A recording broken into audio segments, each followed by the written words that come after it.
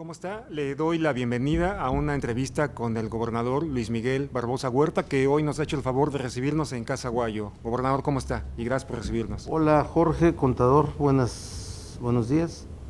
Bienvenidos aquí a la Sala Juárez de Casa Guayo, sede del Poder Ejecutivo. Gracias, gobernador. ¿Cómo se encuentra el Estado en la situación sanitaria por el asunto de la pandemia? Por favor, díganos.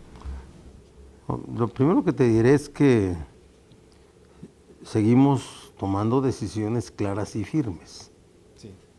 que tenemos una estrategia sobre los hechos para combatir los hechos que están ocurriendo. Sí, claro que sí. Que venimos de vivir un desbordamiento social de fin de año, de principios de año, que es consecuencia de diversas causas, una confianza desmedida, una pérdida del miedo al coronavirus, así lo digo de manera clara, Sí. y la gente se desbordó. Y este momento, que es un mal momento para el tema de la pandemia, Sí. es consecuencia de ese tipo de situaciones.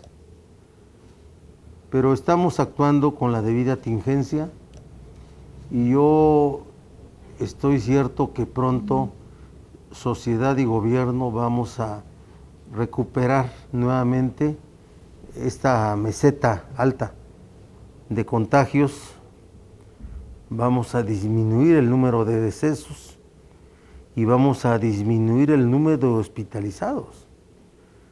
Pero sí, hoy tenemos un problema grave que resolver, pero por eso tenemos restricciones que están contenidas en formas de comunicación institucional, que son los decretos del gobierno, los últimos del 28 de diciembre del año anterior y del 4 de enero del presente año, donde cerramos nuevamente muchas actividades Sí. no esenciales, donde pusimos protocolos, horarios, y que esto se vence el 25 de enero. Sí. Y yo espero que entonces hayamos bajado la meseta. De lo contrario, vamos a tener que tomar medidas que nos lleven a eso. Yo quisiera que las cosas fueran diferentes, pero cuando no lo son, cuando hay que resolver situaciones de emergencia, tenemos que actuar pues con firmeza, pero con equilibrio, con sensibilidad.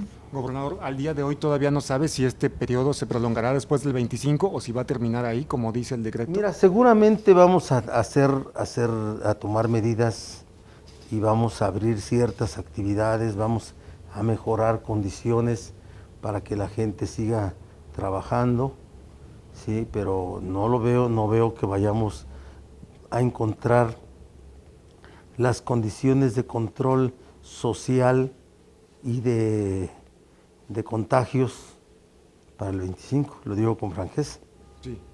Entonces, entiendo que a partir de lo que usted dice, está poniendo énfasis en que es un tema de responsabilidad social el hecho de que podamos frenar los contagios. Claro que sí.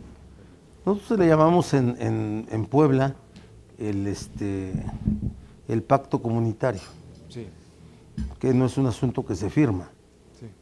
es un asunto que refiere al convencimiento, a la convicción de que todos nos debemos de cuidar, que debemos de cuidar a la que esté con nosotros y que debemos de cuidar a la sociedad. Es el pacto comunitario.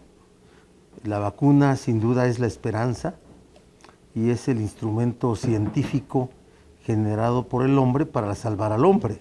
Sí. Porque este es un asunto de género humano, Sí. del mundo. Es una prueba que tenemos que resolver y que para mí, lo digo en términos muy, muy globales, es el abuso del hombre a la naturaleza. Sí. Y esa es la respuesta que se tiene de eso. Y entonces hay que resolverlo como género humano y por tanto nosotros tenemos que actuar con la debida responsabilidad. Sí estamos encontrando muchos fenómenos sociales propios de esta época. Sí, Yo creo que en otros tiempos también así lo fue, sí, cuando no había inclusive antibióticos, la gripe española, ¿no? Por ejemplo. Había seguramente gentes que desafiaba las medidas de prevención que en esa época se dieron o se asumieron y que ya no le importó el contagio. Hoy así lo estamos viendo. O sea, son cosas que no se comprenden a partir de que si todos pudiéramos tener mayor cuidado en nuestras relaciones personales, en nuestra forma de trabajo, en muchas cosas que hacemos, estaríamos sin duda en condiciones de controlar la enfermedad. La vacuna, sin duda que va a venir a resolver diría yo, de manera muy importante esto, pero no del todo, ¿eh? sí, No del todo, esto tiene que seguir porque este COVID, esta enfermedad, esta peste, pues ya cambió para siempre las formas de convivencia humana, ya cambió para siempre las formas de relación y ya cambió para siempre muchas actividades que eran otras. sí. Así es que hay que asumirlo, que tenemos que ser diferentes. Gobernador, a partir de los diagnósticos que su gobierno ha realizado, ¿dónde ubica las áreas que han sufrido mayores afectaciones por la pandemia, los sectores, y donde su gobierno tiene que apretar para precisamente ayudar a la gente? Bueno, esta enfermedad es como todas, no respeta clases sociales, no respeta posibilidades económicas, pero sin duda impacta más en los que menos tienen. Sí, Quienes han podido cuidarse más también depende de cuántos recursos tienen para ello. Quienes se han confinado de manera absoluta es porque tienen posibilidades materiales para ello. sí, Y quienes no tienen esas posibilidades de aislarse, es quienes se han contagiado más y quienes han fallecido más. Por eso, sin respetar segmentos sociales, económicos, religiosos, de ninguna índole, impacta en los que menos tienen. Entonces, para eso nosotros tenemos que ser muy, diría yo, claros, sí, atingentes, en que hoy la política social de los gobiernos debe ser fuerte para atender los esquemas de los segmentos más afectados. sí, Va a haber más pobres, sí, mucho más pobres, no solamente en Puebla, no solamente en México, en el mundo. ¿Sí? Los niveles de pobreza se van a agravar, no solo el número, sí, los niveles de pobreza.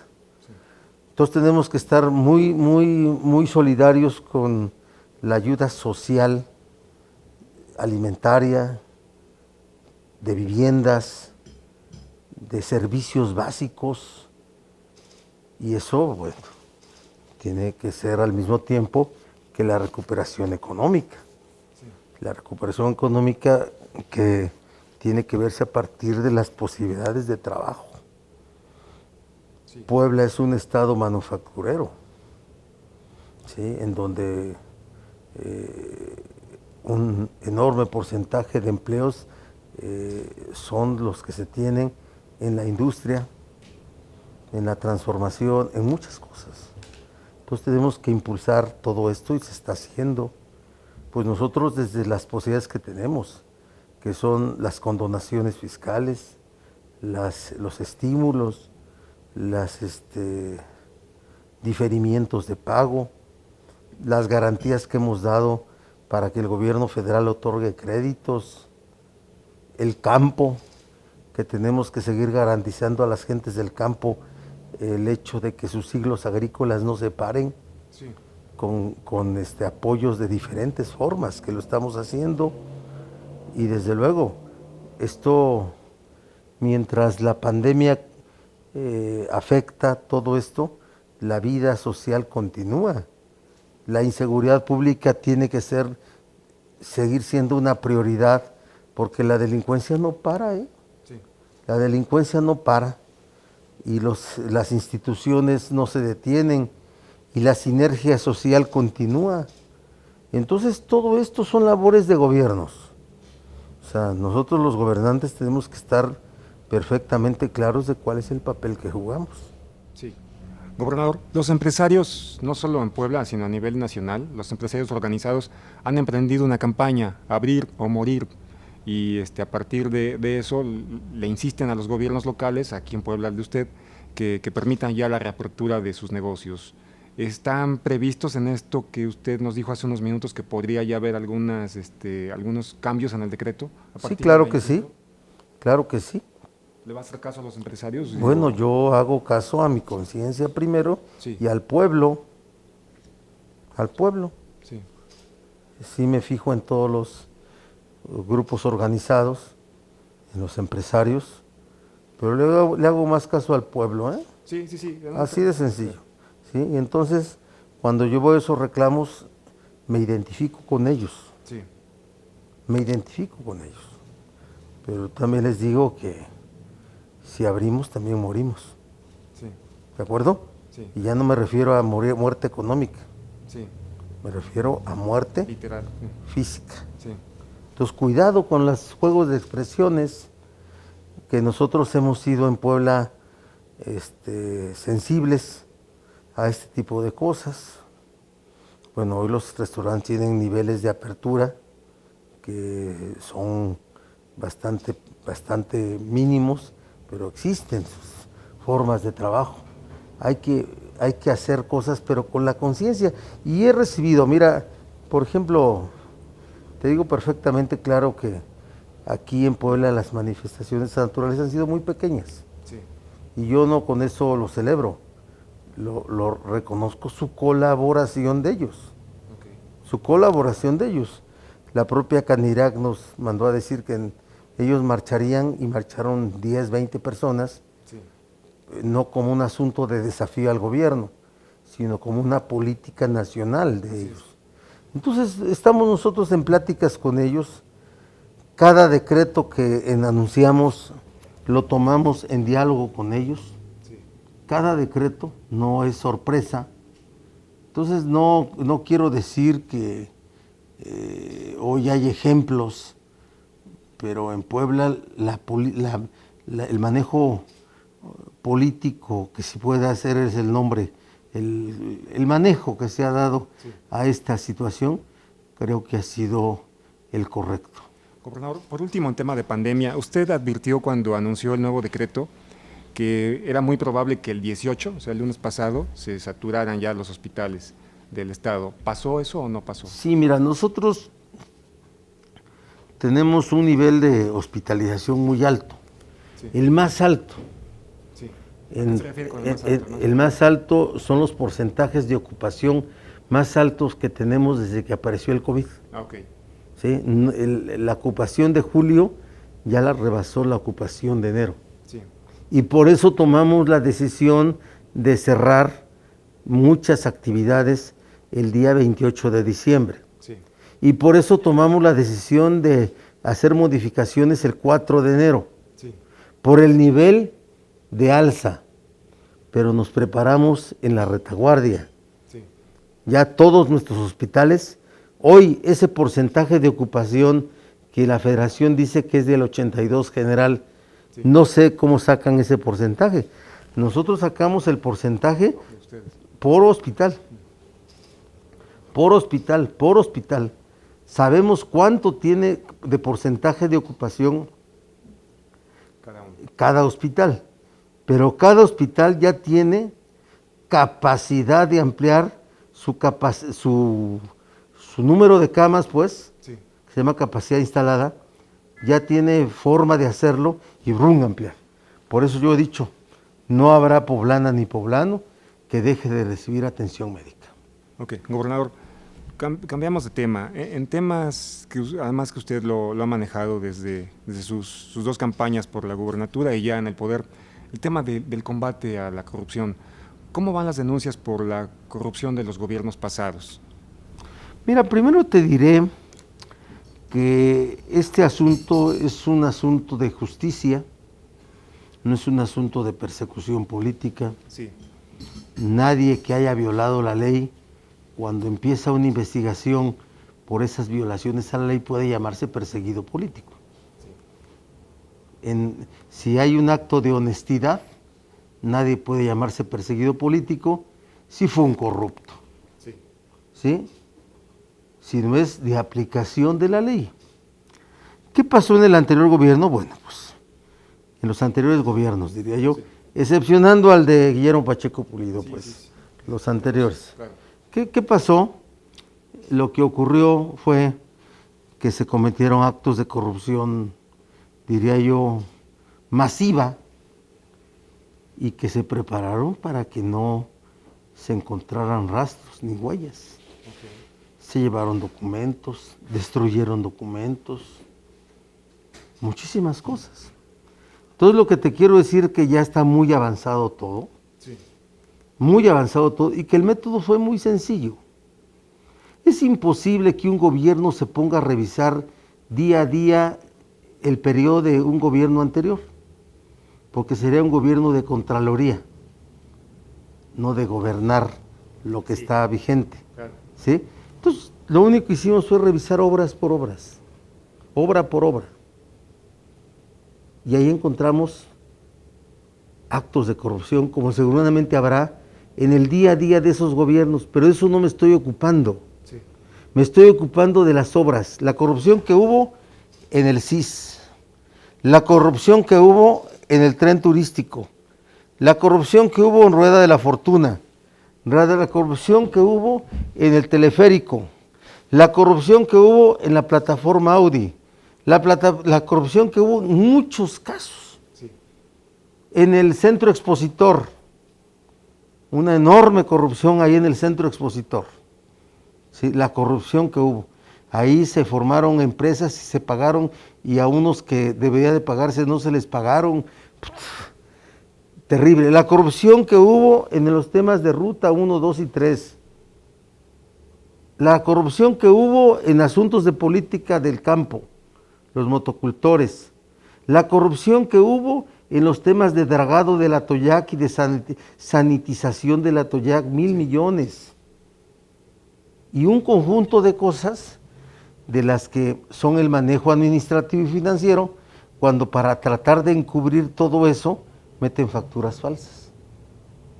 Entonces está todo. Y ellos lo saben, ¿eh? Sí.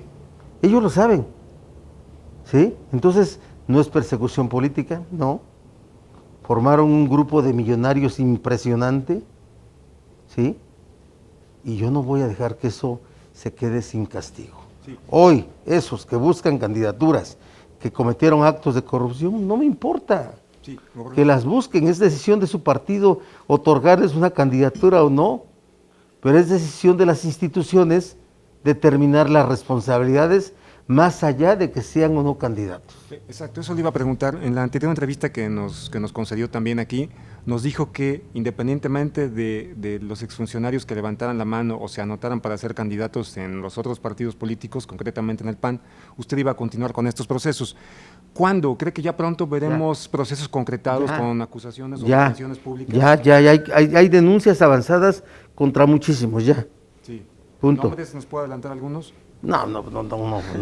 No soy Ministerio Público, pero muchos de esos que han alzado la manita. ¿Y va a pasar antes del 6 de junio que sepamos ya quién Claro. es? ¿Sí? Claro que sí. Antes de la elección va a haber noticias entonces de esto. Sí, claro, pronto. ¿Qué tan pronto? Pues no sé, a lo mejor unos días, unas semanas. Ok.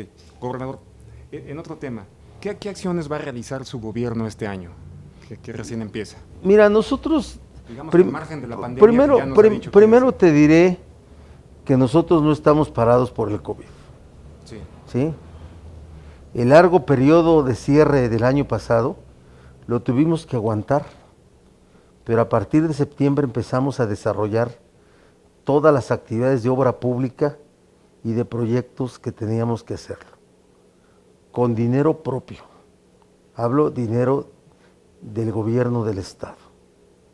Somos un gobierno que no tiene un peso de deuda nuevo, son recursos propios, y somos un gobierno que tiene finanzas sanas, porque somos un gobierno que trata de gastar lo menos posible, Sí. austeros, honestos.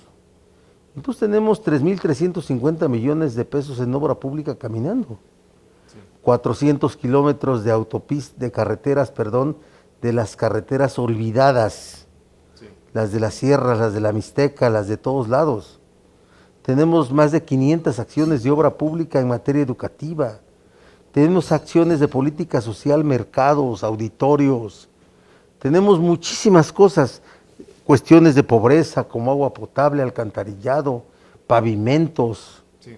Tenemos la obra social que no existió en la época de que solo existía obra suntuaria. Sí, faraónica. Sí. Hoy la deuda es social. Que me digan para qué polo de desarrollo significó hacer el CIS. No, significaron 4, 5 mil millones, 7 mil millones de pesos de deuda. Sí. ¿Para qué nos sirve el Museo Barroco como polo de desarrollo? Pues nada más para deuda de miles de millones de pesos. ¿La Rueda de la Fortuna es un polo de desarrollo? ¿El teleférico es un polo de desarrollo? Y la suma de todas las obras faraónicas que se hicieron, que nos tienen ahorita con una deuda de 50 mil millones de pesos. No, lo que Puebla necesita es obra social. Y nosotros vamos a empezar ya en este mes, obra social, porque viene la campaña y nos vamos a parar. Porque de acuerdo a la ley se tiene que parar, Sí. no se tiene que promover. Entonces tenemos que hacer cosas muy rápido, ¿sí? No pidiendo cartas de agradecimiento, Sí. que dicen, hazme tu cartita de agradecimiento, como están haciendo por acá cerca. Sí. ¿Sí? No. Entonces nuestro gobierno sigue actuando en obra pública de salud, por ejemplo, nada más te voy a explicar les voy a explicar lo que ustedes conocen. Sí. Nuestro presupuesto de egresos del Estado es una suma que puede alcanzar los 96 mil millones de pesos, que parece una cantidad inmensa, y lo es, pero para las necesidades de un Estado no lo es. De esos 96 mil millones de pesos, 8 mil solamente son de ingresos propios y los demás son de la Federación, Sí. por esas reglas de la Sí. Ley de Coordinación Fiscal y demás cosas, si no tuviéramos más del Estado. Bueno, 40 mil millones de esos es de educación, ¿ya? Sí. Para empezar, que ya está puesto ahí. Sí. 13 mil millones ahorita es lo considerado para salud, pero nada más en el tema de COVID ya llevamos más de 3 mil millones de pesos Sí. gastados. Y todavía no acaba un mes. Ok. No, bueno, no en este mes, en el tiempo de COVID, Ok. en el tiempo de COVID. Sí. Seguridad Pública, cuando gastaba 1.300 millones, hoy gastamos más de 4 mil millones. Campo, cuando gastaban 300 millones, que gastaban al final ni 100 porque toda era corrupción, hoy gastamos mucho más de 1.000 millones de pesos. Hace un año 1.700 millones y así vamos. Sí. Entonces tenemos un asunto de ampliación del gasto para fines absolutamente sociales. Sí. Y cada secretaría del gobierno tiene su manejo presupuestal y ellos desarrollan sus programas. Sí. Gobernador, ahorita que mencionó el tema de la rueda, ¿sigue en pie moverla del lugar? La rueda que Sí, está en... mira, es un proyecto que creo que es el proyecto que tiene que detonar la inversión en los barrios originarios. ¿No le gusta en Angelópolis? No, ya no. Por eso se hizo movible según esto, ¿no? Sí, O sea, que sirva donde deba de servir. claro. ¿Sí? ¿Y ya tiene predio específico donde va a Sí, estar claro aquí? que sí. ¿Puede decirnos cuál es? No. No, sí lo sé, pero no me acuerdo ahorita dónde es. Ok. Sí, pero sí ya está y necesitamos los permisos, pero ese tipo de cosas, el tema COVID lo detuvo. Ok. Sí. ¿Y cuándo considera que pueda estar ya instalada o empiece el traslado? No, una vez que tengamos la autorización de todo el proyecto de barrios originarios, se haría eso. Otra pregunta en cuanto a esto de la cuestión económica que viene. ¿Cómo va la Agencia de Energía, gobernador? Cuando la presentaron, dijeron que había interés en proyectos energéticos y de gas natural, ¿no? Incluso lo presentaron como un potencial de inversión de 40,000 millones. Sí, sí son cartas de intención que tenemos firmadas por una suma que llega a ese monto. Y claro que todo está afectado. Todo está afectado. Nos tiene afectado en los temas de inversión de energías limpias, pues la posición de la Federación frente a no permitir ese tipo de inversiones en México. Es un asunto que nos tiene ahí impactados, ¿sí? El tema de ver a la CFE otra vez como una empresa estratégica, ¿sí? Y no como una empresa productiva. El hecho de cerrar la compra de energía a empresas de campos eólicos, eso todo nos tiene impactado. Y el asunto del tema del gas natural es un tema de inversión para formar los parques industriales, porque sin gas natural no hay industria. Y no hay industria. Entonces todo eso lo tenemos empezado, pero el tema del COVID impactó a la vida económica del país y de todo el mundo. Gobernador, antes del tema de la pandemia, la principal preocupación de los poblanos era el tema de seguridad. ¿Cómo hemos mejorado? Como usted bien decía, ellos no descansan, ¿no? Los delincuentes. ¿Cómo está el Estado en este tema? Nosotros debemos decir que el tema de seguridad es un tema complejo, inacabado siempre, ¿eh? O sea, no va a haber el momento en que la delincuencia desaparezca de la vida social. Sí. De ninguna época ha sido así. Y hoy, cuando la sociedad se descompuso también en cuestiones de comportamiento personal y de grupos sociales, porque eso también lo debemos de decir, es todavía más complicado la solución de estos asuntos. En Puebla la delincuencia creció bajo el amparo de la autoridad. Las policías estaban vinculadas, estaban vinculadas y permitían todo tipo de actos delincuenciales bajo el esquema de sobornos, beneficios, extorsiones, privilegios, dádivas, moches, entres, como les llaman, ¿sí? ¿No? Entonces pudimos nosotros avanzar bien en lo que va del gobierno, bajar los índices delincuenciales en un alto porcentaje, hasta el 28% o más o menos alrededor.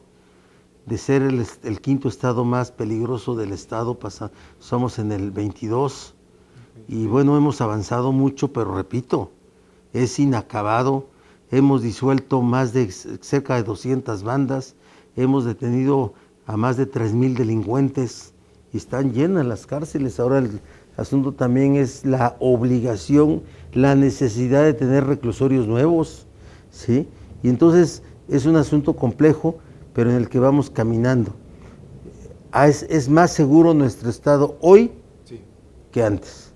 Eso se los aseguro, y yo estoy no satisfecho, pero sí hemos ido avanzando.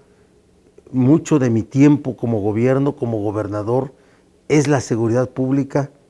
Estoy empeñado, sigo a cada momento los hechos de seguridad pública, estoy enterado y viendo y a veces dando instrucciones específicas.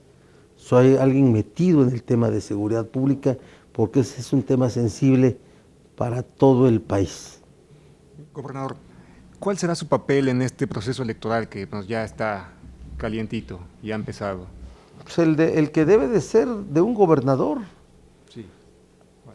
titular del Poder Ejecutivo, que debe respetar a los órganos electorales.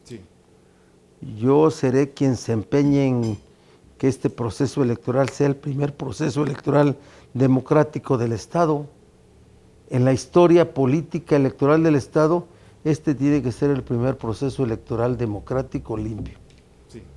Con todo lo que significa la competencia, la pasión electoral, la guerra declarativa, todo esto, vamos a empeñarnos en que las cosas salgan bien. Sí. ¿Qué pasó en procesos electorales anteriores? Donde el Poder Ejecutivo controlaba los órganos electorales desde el mayor hasta la mesa directiva de casilla, sí, y acomodaban resultados y formaban procesos electorales ilegítimos, fraudulentos, ¿sí?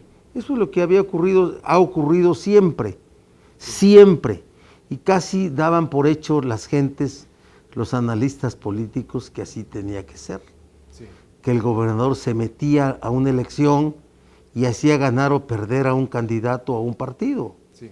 No va a ser así. Yo no me voy a meter.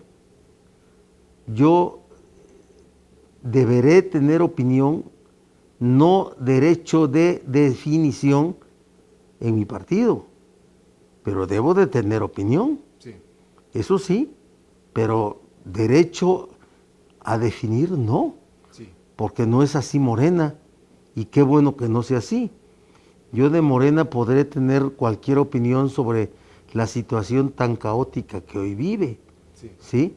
Pero no tengo el derecho de por ser gobernador, tomar definiciones.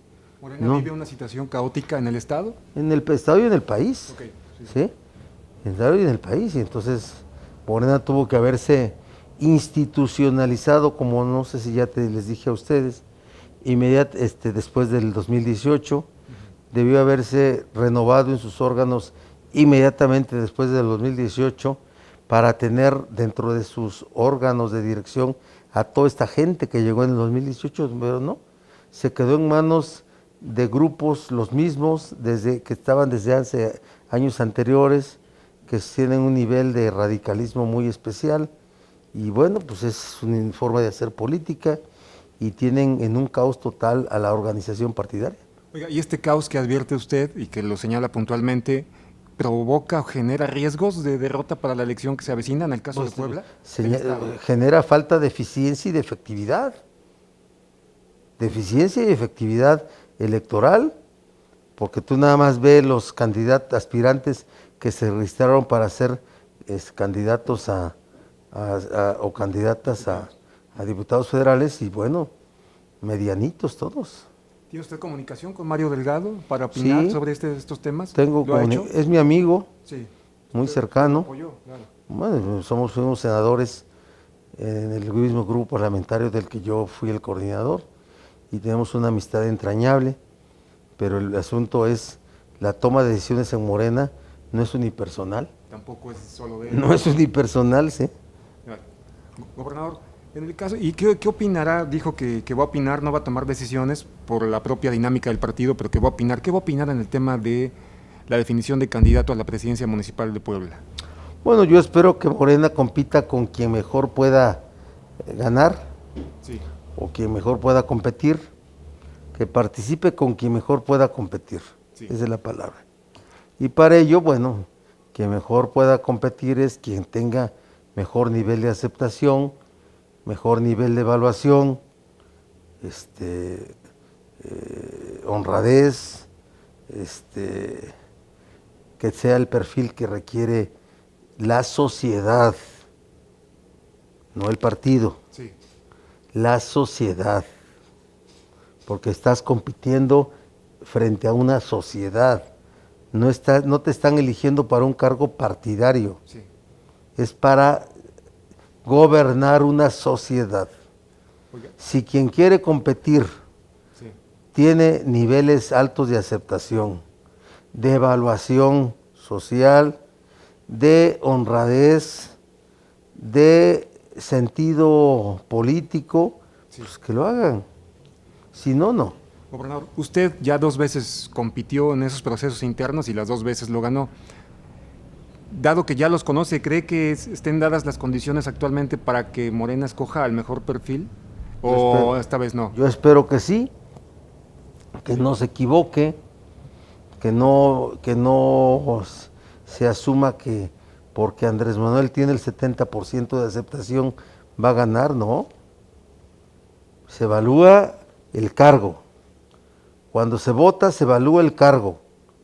No se evalúa al presidente de la República, no se evalúa al gobernador, se evalúa al cargo. Presidente municipal o presidenta municipal de Puebla, evalúa el cargo. ¿Sí? ¿Quién puede hacer el mejor papel en un gobierno municipal de Puebla? Okay. ¿De acuerdo? De acuerdo. Entonces usted es de los que opinan que la gente sí tiene la capacidad, el elector, de diferenciar cuándo es López Obrador y cuándo no. Y en este caso no va a ser López Obrador. En este caso no participa López Obrador. Okay. ¿Sí? Gobernador, en la entrevista anterior usted elogió al diputado Gabriel Biestro, que ya dijo que sí iba a participar en la contienda interna, como se especulaba, para ser candidato. Ya aquella vez lo elogió. Pero ya hay dos personas, bueno, también Claudia Rivera ayer dijo que sí iba a participar, y Alejandro Armenta hace una semana dijo que lo estaba valorando, pero dijo que él era el mejor perfil en la ciudad. ¿Qué opina tanto de Claudia como de Alejandro Armenta? Pues que tienen derecho a aspirar. Sí. Y si son los mejores evaluados, pues que sean los candidatos, cualquiera, o Biestro, Claudia o Armenta, el que sea mejor evaluado o quien sea, él es el que sea el candidato. Gobernador, también en esa entrevista nos dijo que no iba usted a vetar a nadie, que ese no es el estilo de usted, ni el partido se maneja de esa forma, pero que sí tendría usted, se guardaría su derecho de apoyar o no al candidato o candidata si no le agradaba a usted. No me acuerdo qué verbo usó, pero le pregunto ahora, si fuese Claudia Rivera la candidata, ¿usted la apoyará? Con mi voto o sin mi voto, solamente ese es mi apoyo. Bueno, ¿votará por Claudia Rivera si es candidata? Votaré por el candidato del partido, por el candidato o candidata de Morena. Sin duda que sí. Okay. Eso, yo no soy traidor. Sí. Yo no ando promoviendo candidatos en otros partidos. Sí. Yo me centro en el partido al que pertenezco, de donde vengo. No ando haciendo trampas, que son las vieja forma de hacer política. ¿De acuerdo? De acuerdo. De eso andar buscando nombres claves en el imaginario político de la gente para provocar desconciertos. Sí. O porque se llamen que tengan el apellido de alguien que ya ni siquiera forma parte de esta vida, o porque sea el homónimo en nombre de un aspirante panista. Sí. Sí. Gobernador, los medios estamos muy centrados en el tema de la alcaldía, pero hay un tema ahí que en lo particular creo que es quizá más importante en términos políticos para usted, el tema del Congreso. ¿Quiere un Congreso de mayoría morenista en el periodo que viene? Yo aspiro a un Congreso con los mejores perfiles, y yo estoy seguro que yo voy a tener simpatía en el Congreso. Punto. ¿Qué pasará si la oposición, en este caso el PAN y sus aliados, le ganan la mayoría a Morena en el Congreso? No importa, tendré la mayor simpatía entre los diputados de los partidos. Sin importar de qué instituto sea cada uno. Así es. ¿Por qué? ¿Tiene usted amigos en todos los partidos? Pues porque creo que estamos haciendo las cosas correctas y creo que vamos a trabajar bien. ¿No hay temor en el Ejecutivo ante un Congreso opositor? No, yo además, yo soy un político hecho. Sí. Y sé transitar en todos los escenarios de la política. Sí. Sí, nada más.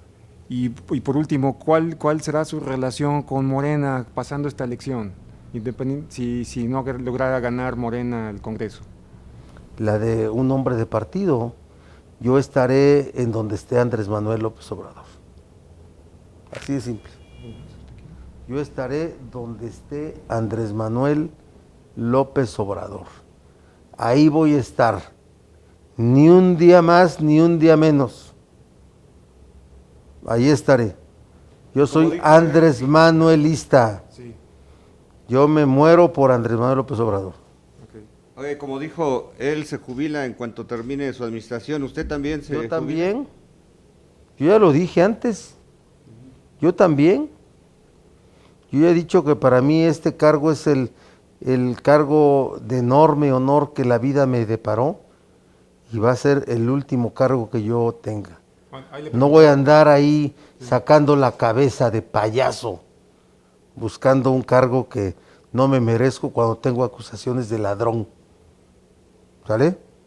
Como hacen otros. Bueno, pero si usted no tiene acusaciones de ladrón, pues ya le preguntaremos No, en no, diciembre de no. 2023, a lo mejor ¿Se la cambió de debo a mi opinión. mujer ya? Sí. ¿Se la debo a mi mujer? ¿Ya dejar la política? Ya dejar la política. Yo espero nietos, espero ser un formador de opinión, platicar con ustedes si me lo permiten, porque a lo mejor cuando ya no sea gobernador, ustedes ya no se interesan en platicar conmigo, ¿sí? No somos así en el Sol de Puebla. Bueno, y entonces yo espero ser alguien que pueda influir bien, ¿sí? Influir bien en las cosas de la sociedad, no de la política, porque lo peor que puede hacer alguien que deja de ser gobernador es sentarse a un lado a ver qué le dan. A ver qué le dan. No, bueno, por favor. Que no venzan, que no vayan contra las reglas de la lógica política. ¿Y alguien fue en contra de esa lógica en estos Pues, meses? Escríbelo, Gali? escríbelo tú. Tony Gali. No lo sé, pero tú lo sabes. Ok. ¿Quiénes están ahí buscando cuando fueron una vergüenza como gobernantes? Ok. Gracias, gobernador. Dale. Gracias, Terminamos. gobernador. Gracias, muchachos.